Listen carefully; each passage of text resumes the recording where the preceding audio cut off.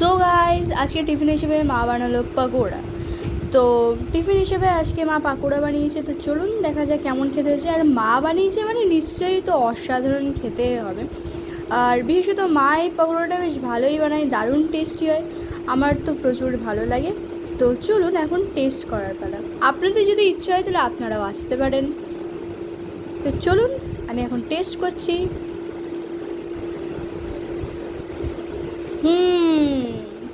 যেমনটা বলেছি, আমি বললাম না মায়ের পকোড়াটা না দারুণ বানায়, খুব টেস্টি হয় এই পকোড়াটা। আমার প্রচুর পরিমাণে ভালো লাগে। তো এটা যদি একটু সস কিংবা কেচাপের সাথে খান তাহলে আরেকটু বেশি ভালো লাগবে। আমি এখানটায় টমেটো সস নিয়েছিলাম। তো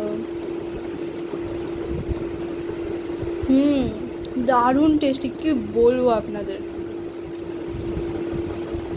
তো যদিও আমি এতটা খাবো না, এটা বাড়ির সবাই খাবে। আমি জাস্ট এমনি দেখাচ্ছি যে মা আজকে জাস্ট টিফিনটা বানিয়েছে, খুবই টেস্টি হয় আসলে। এই পকোড়াটা আমার প্রচুর পরিমাণে ফেভারিট।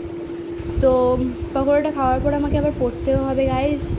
তো ওকে বাই, আমি খাই, টাটা বাই।